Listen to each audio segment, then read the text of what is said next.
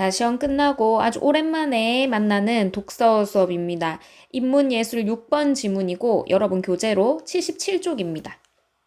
자, 먼저 문단 번호 먼저 쭉 달면서 한번 눈치껏 자주 나오는 단어들을 한번 캐치해 보십시오. 5문단, 6문단, 7문단까지 있고, 자, 문제도 한번 살짝 훑어보니까 1번은 내용 일치 문제인데 앞부분에 사람 이름이 여러 명의 사람 이름이 나온다. 그러면 인문 예술 지문인데다가 사람이 여러 명 나오니까 이 각각의 의견, 각각의 주장을 비교 대조하는 문제가 나올 수 있겠다. 자, 2번 추론 문제고 기억 나왔을 때 이 부분 바로 풀면 됩니다. 3번 핑크의 시각. 핑크. 자, 이 사람 이름인 것 같습니다. 사람 이름이 나오는 그 부분을 좀 유심히 보고 적용하는 문제. 4번도 마찬가지 보기를 읽고 각 사람의 관점에서 비교 대조해서 이해하는 문제. 5번은 어휘 문제. 자, 그러면 대충 느낌은 온다, 그죠? 여러 사람이 나오고 그 사람들의 의견의 공통점과 차이점을 정확하게 캐치해야 한다. 1문단부터 한번 보겠습니다. 인간을 놀이하는 동물이라고 한다. 모든 언어권에서 놀이에 관련한 단어가 발견된다는 것은 놀이가 인간의 역사와 함께 해왔다는 것을 말해준다. 여기까지 읽어보니까 인간과 놀이 이 두 가지가 오늘 지문의 키워드인 것 같습니다. 헤라클레이토스, 자, 사람 이름 나왔을 때 바로 표시해두고 놀이를 본격적인 철학의 주제로 삼은 이래로 플라톤, 칸트 등이 놀이에 대한 철학적 견해를 피력하였고 이후에는 하위징하, 가다머, 핑크 등의 현대 철학자들이 놀이에 대해 본격적으로 연구하였다. 와, 6명이나 나왔습니다. 1문단에. 자, 그런데 2문단 시작할 때 보니까 하위징하는 이렇게 시작해. 그러면 앞에 나왔던 헤라클레이토스나 플라톤, 칸트는 그냥 이렇게 나열되는 이름 중에, 지나가는 이름 중에 하나였고 본격적으로 이제 비교하는 그 의견들은 하위징하, 가다머, 핑크 이 세 사람인 것 같습니다. 아까 우리 얼핏 봤을 때 그 문제에서도 선지에 하위징하, 가다머, 핑크 좀 눈치 빠른 친구들은 요 세 사람 이름이 나온 거를 확인했을 겁니다. 그러면 이 문단 하위징하의 놀이에 대한 철학 먼저 함께 살펴보겠습니다. 하위징하는 놀이를 학술 연구의 대상으로 삼은 최초의 학자로서 뭐든지 최초라고 하면 좀 중요하다, 그지? 호모 루덴스라는 책을 집필하였다. 그는 인간은 생물학적인 본능에 의해 단순하게 노는 것이 아니라, 자, 선생님이 항상 뭐가 아니라 하면 체크해 놓으라 그랬어. 뒤에 게 중요하겠죠. 논다는 사실을 이성적으로 사유하면서 놀이를 하는 존재이기에 동물과 구분된다. 사람이나 동물이나 놀긴 놀아. 놀긴 노는데 차이점은 사람은 이성적으로 생각을 하면서 놀이를 한다는 겁니다. 그래서 인간을 호모 루덴스, 이게 뭐예요? 즉 놀이하는 인간으로 칭하였다. 근데 이게 본능에 의해 단순하게 노는 게 아니라 뭐라고 했지? 사유하면서 논다. 또한 그는 제1차 세계대전과 제2차 세계대전의 경험을 바탕으로 놀이가 전쟁이라는 비극적 참상으로부터 인류를 구원할 수 있는 돌파구가 된다고 강조하였다.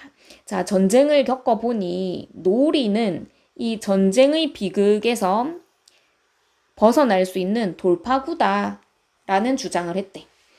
놀이는 임무가 아닌, 자, 뭐가 아닌. 그러면 여기서 이 대조되는 의미들을 좀 표시를 해볼까?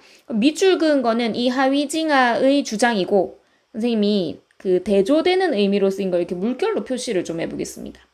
임무가 아닌 자발적 행위이며 매일 반복되는 업무가 아닌 비일상적 행위이기 때문에 인간이 노동에 길들여질수록 그 반대급부인 했으니까 여기서 이 놀이의 반대 개념으로 쓰인 것이 노동이구나.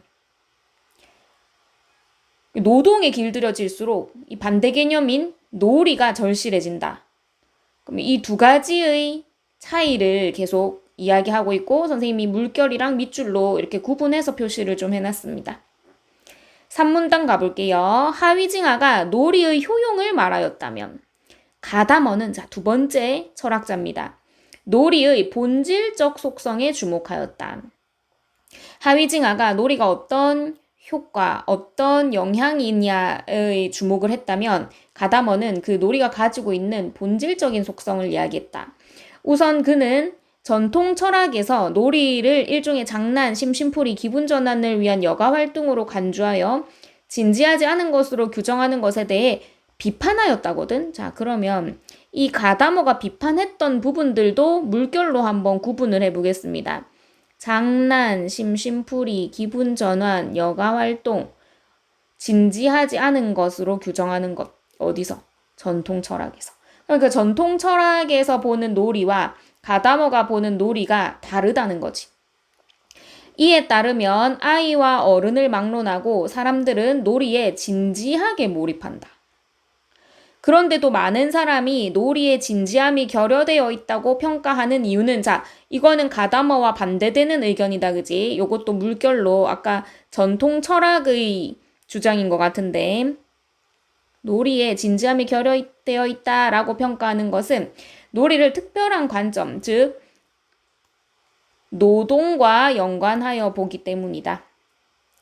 가다머는 이는 다분히 근대적 세계관에 따른 것일 뿐이라고 비판하면서 놀이는 몰입과 진지성을 유도하는 본질적 속성을 갖고 있다고 설명하고 놀이가 놀이하는 사람의 의식에 구속된 것이라고 이해하면 안 된다고 강조하였다. 자, 이 사람의 주장인 것 같은데 놀이가 놀이하는 사람의 의식에 구속된 것이라고 이해하면 안 된대. 그러면 놀이가 먼저냐, 놀이하는 사람의 의식이 먼저냐 했을 때 놀이가 먼저 돼야 되는 거지. 놀이 그 자체로. 이 놀이하는 사람의 의식에 따라, 생각에 따라서 이건 놀이다, 이건 놀이가 아니다, 이게 아니고 놀이 그 자체로 어떤 본질적인 의미, 본질적인 가치가 있다는 겁니다. 조금 추상적이긴 한데 문제를 풀면 아마 더 이해가 잘 될 겁니다. 4문단입니다. 가다머가 지적한 놀이의 본질적 속성 중 하나는 왕복 운동의 속성이다. 이쪽과 저쪽을 오가는 왕복을 반복하는 것이 놀이하는 사람을 놀이의 영역으로 끌어들인다는 것이다.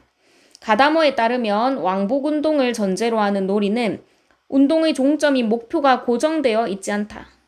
자, 왔다 갔다 왕복을 하는데 그 왔다 갔다 하는 끝이 어디냐, 목표가 뭔데 라는 게 정해져 있지 않다. 이쪽과 저쪽을 오가는 놀이가 몇 번 왕복된다고 해서 놀이가 끝나는 것이 아니라, 뭐 또 아니라나지. 운동의 동력이 상실될 때 놀이가 끝난다.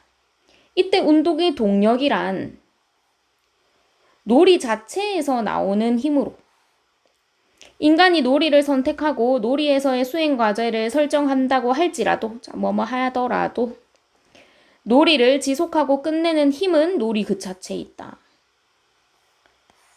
자, 무슨 말인지 모를까봐 예도 들어놨습니다. 예를 들어 10점을 먼저 달성하는 사람이 승리하는 놀이가 있다고 해보자. 누군가가 10점을 달성했다고 해서 이 놀이가 무조건 끝이 나는 것은 아니다. 이 놀이가 재미가 있거나 이 놀이에 참여자들이 몰입해 있다면 이 놀이는 몇 번이고 계속될 수 있다. 우리가 어떤 내기를 한 거야. 10점 먼저 달성하면 이기는데 10점 내가 달성했으니까 우리 이 놀이 하지 말자 아니고 한 번만 더 해보자. 한 번만 더 해보자. 이럴 수 있다는 거야. 그렇기 때문에 가다머는 놀이가 놀이하는 사람을 존재하게 한다고 하였다. 자, 그러면 요 앞뒤 순서를 잘 봐야 돼. 놀이가 놀이하는 사람을 존재하게 한다. 그럼 둘 중에 뭐가 먼저다? 놀이가 먼저입니다. 놀이가 이 사람을 존재하게 한다. 나아가 그는 놀이에 대한 이러한 관점을, 자, 기억 동그라미가 되어 있는데 여기서 이러한 관점이라는 말이 나왔단 말이야. 그러면 요런 지시적인 표현은 분명히 요 근처에 있습니다.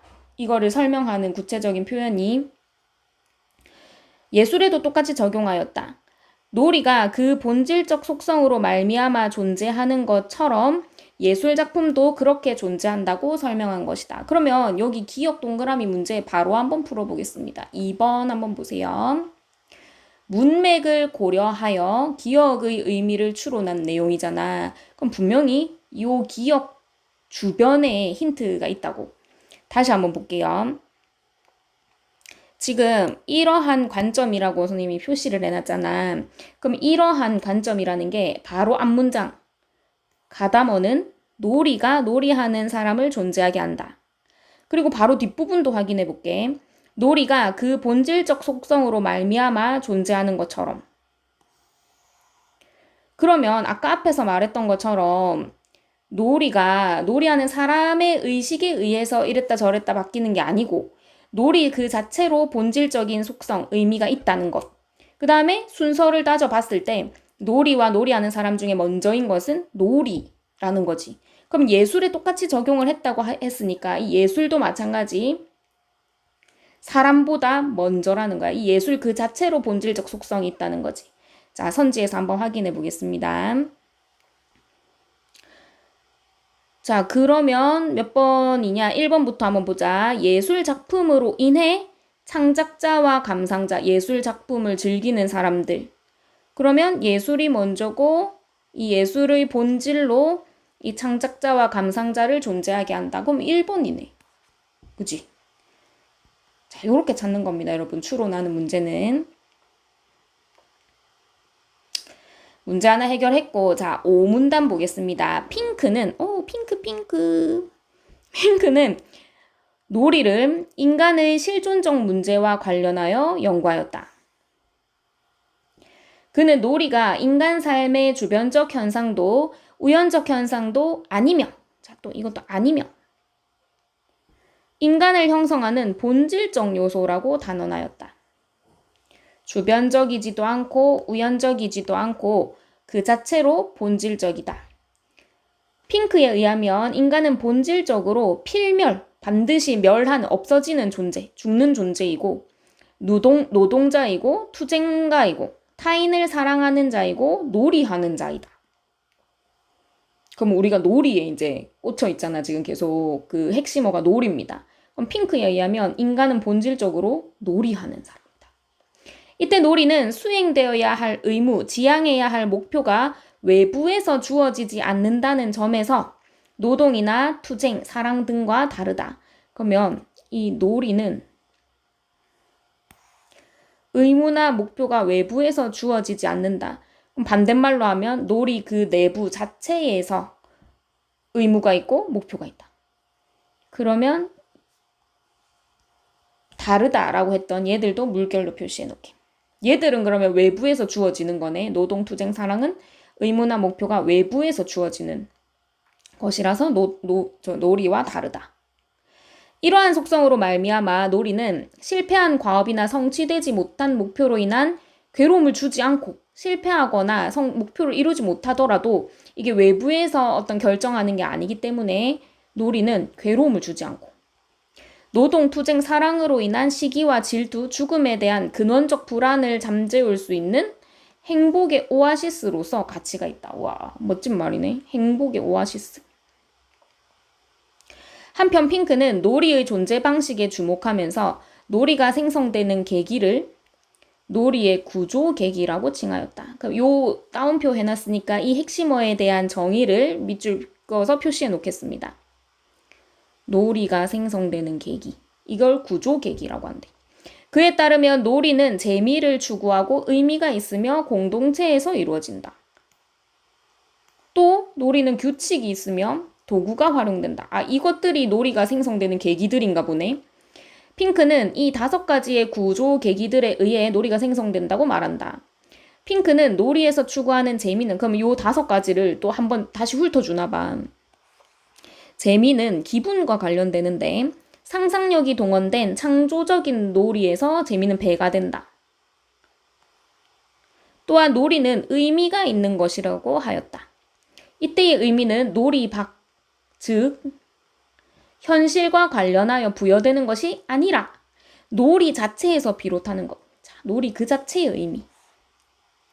또한 핑크는 놀이가 인간의 공동체성을 전제로 하는 형식을 지니며 놀이의 규칙은 외적으로 강제된 것이 아니라 참여자가 자유롭게 결정한 것으로서 상상력을 동원한 가능성의 영역이라고도 하였다.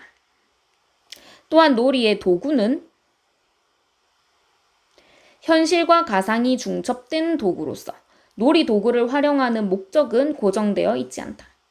그러니까 현실에 있는 도구들을 사용하긴 하는데 뭐 나무 막대기 같은 거 사용할 수도 있고 뭐 볼펜을 사용할 수도 있고 뭐 주사위, 책 뭐 이런 거 다 여러 가지를 사용할 수 있는데 그 활용 목적은 변할 수 있고 그 현실에서의 쓰임새와는 다르게 똑같은 중첩된 도구라 하더라도 이 놀이의 세계에서는 또 다르게 활용이 될 수 있다는 겁니다.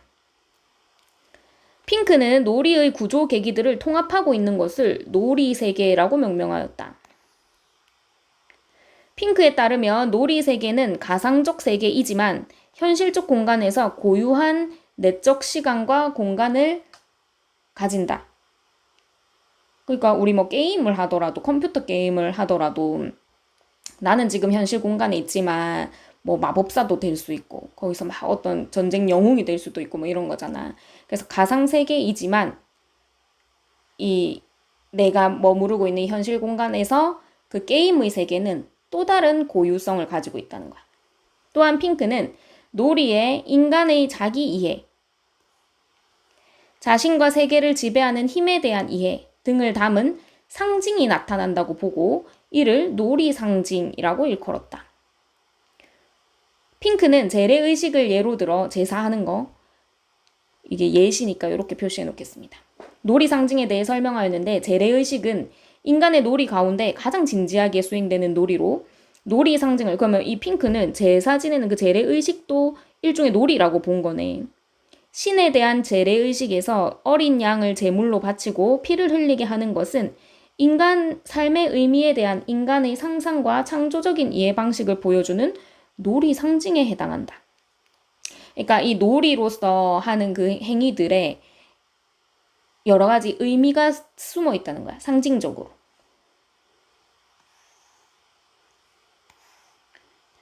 핑크가 놀이의 구조계기들에 대한 분석을 통해 놀이 세계, 놀이 상징에 대해 연구한 것은 놀이가 단순한 유희가 아니라 그냥 즐기는 것이 아니라 인간의 본질적 현상이며 현실 세계에 대한 인식을 드러내는 수단으로서 의미가 있음을 역설한 것, 힘주어 말한 것이라고 할 수 있다. 자, 그러면 일단 세 사람의 의견을 쭉 설명해 놓은 글인데 문제로 한번 확인해 보겠습니다. 윗글의 내용과 일치하는 것은, 자, 요거 문제 선생님이랑 같이 근거되는 부분을 찾아볼 겁니다. 첫 번째, 가다머는 놀이에 대한 학술적 연구를 최초로 수행하였다. 아까 최초 얘기 나올 때 뭔가 느낌이 왔는데, 그치? 최초가 누구였더라? 그치? 이거는 가다머가 아니고 하위징어입니다. 어디 있어? 여기 이 문단 첫 번째 줄에 학술 연구를 대상으로 삼은 최초의 학자는 하위징하. 그럼 여기다가 1-1번 이렇게 표시해 주세요. 2번, 핑크는 놀이가 인간을 형성하는 본질적 요소라고 주장하였다. 자, 핑크는 여기 바로 나와 있네. 5문단에 핑크는 놀이를 인간을 형성하는 본질적 요소라고 주장하였다.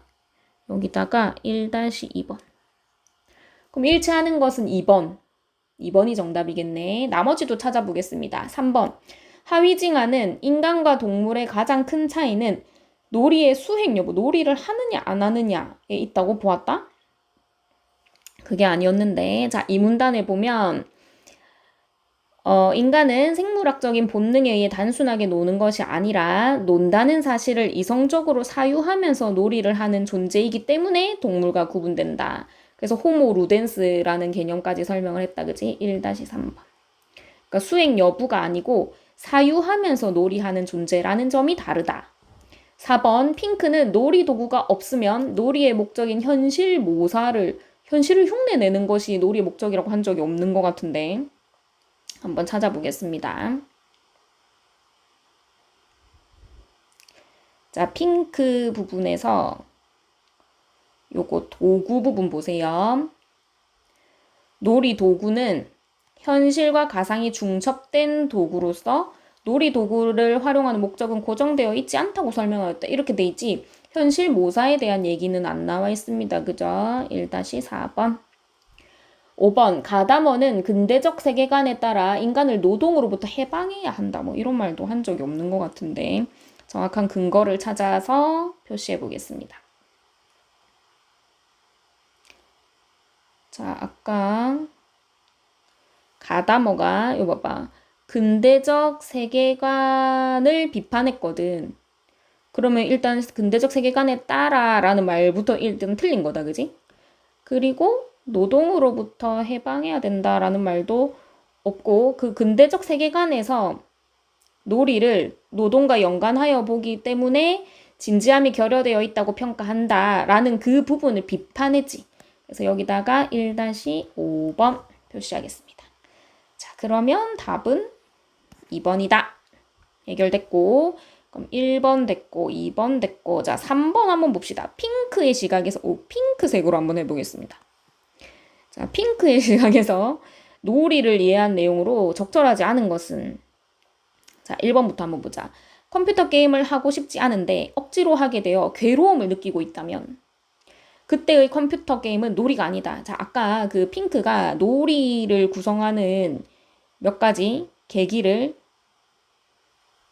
정의를 했어요. 이 놀이의 구조 계기라고 해서 이 5가지를 얘기했습니다. 자, 그런데 이 놀이는 여기 보세요. 아이고. 5문장 끝부분에 이 놀이는 괴로움을 주지 않아. 놀이는 재미를 추구합니다. 그지? 그러면 여기다가 표시를 해 놓읍시다. 3-1번. 그치? 괴로움을 느끼고 있다면 그것은 놀이가 아니다. 자, 2번. 윷놀이에서 윷말을 4개로 할 수도 있고 5개로 할 수도 있는 것은 놀이 규칙을, 자, 규칙에 대한 설명도 여기 나와 있습니다. 자, 규칙은 외적으로 강제된 것이 아니라 참여자가 자유롭게 결정할 수 있다 해놨으니까 여기다가 3-2번. 3번. 다수의 사람들이 신문을 통해 소수의 범인을 찾아내는 형식의 마피아 게임이네. 자, 이것은 인간의 공동체성을 전제로 하여, 자, 놀이는 인간의 공동체성을 전제로 하고 이루어지는 놀이로 사회의 일면에 대한 상징이 나타나 있다. 자, 요 범인을 찾는 과정에서 우리 사회의 어떤 한 부분을 볼 수 있다는 거지. 사람의 심리를 이용하는 방법이라거나 어떤 권력의 관계라거나 뭐 이런 걸 볼 수 있다. 그걸 뭐라고 했더라? 여기 놀이 상징이 나타나 있다라고 했습니다. 그럼 여기서도 3-3번 표시할 수 있겠네. 4번. 주사위를 던져 나온 수만큼 보드칸을 이동하여 세계 일주를 하는 형식의 보드게임. 이거 뭐 부루마블이네. 게임 참여자는 놀이의 구조 계기들이 통합된 놀이 세계 안에서 활동하는 것이다. 그치? 이 부루마블 안에는 또 다른 세계가 있다고. 지금 나는 방에 있지만 그 게임 속에서 나는 세계 일주를 하고 있는 거야. 그치? 그 부분입니다. 1-4번. 5번. 모래성을 쌓고 나무 막대기를 꽂은 뒤 모래를 번갈아 가져오는 모래 뺏기 놀이에서 나무 막대기는 활용 목적이 없는 놀이도구로서 활용했잖아 방금 보기 안에서. 이런 말을 막 그 단어들만 사용해가지고 말을 막 이상하게 만들어낸다니까. 속지 마세요 여러분. 속을 필요가 없어요. 봐봐. 놀이도구는 현실과 가상이 중첩된 놀이도구로서 놀이도구를 활용하는 목적은 고정되어 있지. 목적이 고정되어 있지 않다고 했지. 활용 목적이 없는 뭐 이런 말이 나온 적이 없습니다. 그죠? 3-5번이고 답은 3번에 5번이 되겠네. 그러면 여기 활용 목적이 없는 놀이도구라는 말도 틀렸고 놀이도구와 현실은 중첩돼 있다 했거든. 그럼 이것도 틀린 말. 자, 그 다음에 4번입니다. 가와 나를 이제 각 철학자의 관점에서 이해하는 내용인데 가부터 한번 볼까? 우리나라 대표의 민속놀이인 강강술래는 추석날 밤이나 정월 대보름날 밤에 여인들이 모여 손과 손을 잡고 마당에 원을 그리면서 빙빙 돌며 노래하고 춤을 추는 놀이다. 한 여인이 맨 먼저 매기는 소리를 하며 놀이를 시작하면 나머지 사람들은 강강술래라고 받는 소리를 한다. 그러면서 참가자들이 하나둘씩 늘어나게 되는데 놀이가 끝나는 시간은 일정하지 않다. 이 놀이를 본 외병들이 군사가 한없이 계속해서 행군하는 곳으로 착각하고 달아났다는 이야기가 전해져 오고 있다. 그럼 이 가를 가지고 풀 수 있는 거 바로 한번 보겠습니다. 1번. 가다머의 관점으로 보면 강강술래가 끝나는 시간이 일정하지 않은 것은 놀이를 지속하거나 종료하는 힘이 놀이 자체에 있기 때문이라고 볼 수 있겠어. 아까 뭐라고 했더라? 우리 요 선지 한번 찾아볼까?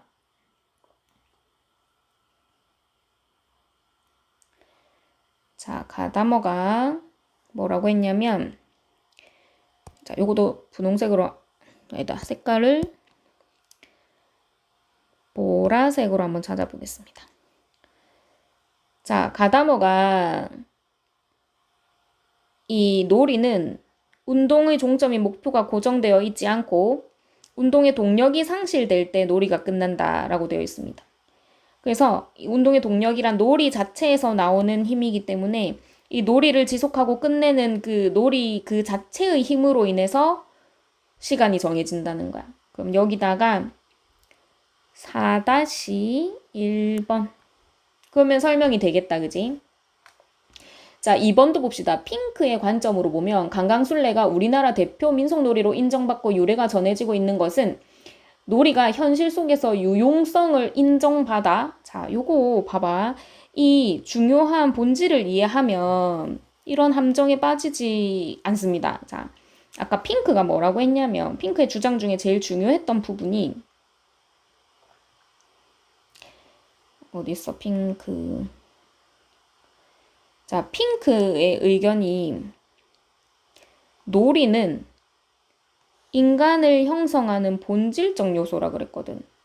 그리고 놀이는 수행되어야 할 의무나 지향하는 목표가 외부에서 주어지지 않는다 그랬어. 그러면 방금 우리 그 4번에 2번 한번 볼까요? 4번에 2번에서 놀이가 현실 속에서 유용성을 인정을 받아 놀이의 의미를 실현했다? 얘는 어디에서 인정을 받는 게 아니고 이 자체로 의미를 가지고 있는 데지. 외부에서 오지 않는다 그랬어. 여기서는 현실 속에서 유용성 인정받는 인정으로부터 이렇게 온다는 말이잖아. 그렇지 않지. 요 관계가 틀렸습니다. 그러면 일단 우리가 방금 찾았던 그 부분에 표시를 하고 여기 4-2 정답이 2번인 거 이미 밝혀졌습니다. 자, 근데 나머지 그래도 한번 확인해 봐야겠지. 자, 4번에 나 한번 봅니다. 장기놀이는 초나라와 한나라의 전쟁, 우리 초한가 할 때 요 선생님이 항우와 유방 이야기 잠깐 했었잖아. 그 전쟁을 가상하여 만든 놀이가 장기. 장기는 초나라 측이 말을 먼저 두고 그 다음 한나라 측이 말을 둔다. 서로 번갈아가며 말을 움직이는데 말에 따라 움직이는 방식에 규칙이 있고 상대 측의 궁을 먼저 잡으면 승리한다. 장기에서는 승패를 가르는 이러한 게임이 몇 번이고 반복될 수 있다. 장기처럼 전쟁 형식을 본뜬 놀이는 시간과 공간을 초월하여 많은 이들이 몰입하여 즐기고 있다. 자, 그러면 3번 봅니다.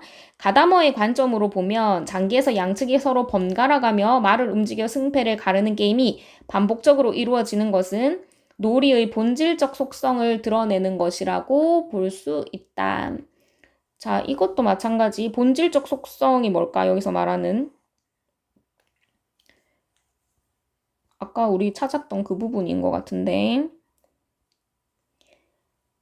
이거지. 여기 속성 중에 하나가 왕복 운동의 속성이었잖아. 그러니까 이쪽 저쪽 왕복하는 것이 이 놀이를 지속하게 하는 겁니다. 그러면 이거 4-3번. 자, 그 다음에 4번도 한번 봅시다. 자, 4번. 핑크의 관점으로 보면 장기 게임의 놀이 세계는 가상적이지만 현실적 공간에서 고유한 내적 시간과 공간을 점유하는 것이라고 볼 수 있겠어. 이 표현도 어디 나왔는지 한번 찾아봅시다. 자, 핑크가 놀이 세계에 대해서 설명하면서 자, 놀이 세계는 가상적이지만 현실적 공간에서 고유한 내적 시간과 공간을 가진다. 그러면 여기다가 4-4번. 마지막 5번. 핑크의 관점으로 보면 장기처럼 전쟁 형식을 본뜬 놀이를 시간과 공간을 초월하여 많은 이들이 즐기는 것은 이러한 놀이가 가상적인 것일지라도 현실 세계에 대한 인식을 드러내기 때문이라고 볼 수 있겠어. 이것도 마찬가지. 우리 놀이 상징이라는 말이 있었잖아. 그래서 여기다가 표시해 놓으면 되겠다. 자, 놀이 상징이라는 말이 있고 요거. 아이고. 인간의 본질적 현상이며 현실 세계에 대한 인식을 드러내는 수단이기도 하다. 뭐 여기다가 4-5번. 자, 그러면 4번 문제도 해결이 됐고 2번으로 해서 막 이렇게 보기가 좀 길게 글이 길어 보이고 뭐 여러 사람의 관점이 나와서 좀 헷갈릴 것 같은 것도 결국에는 주요 내용을 파악했느냐, 핵심 내용을 제대로 이해했느냐에서 정답을 가르는 그런 것이 나온다는 걸 잊지 마시고 쫄지 마세요. 자, 마지막 5번은 어휘 문제인데 이거는 뭐 바꿔보면 알 겁니다. 그지? 얽매인 2번이겠네요. 자, 요렇게 5문제 모두 풀이했습니다. 자, 오늘 여기까지 하겠습니다.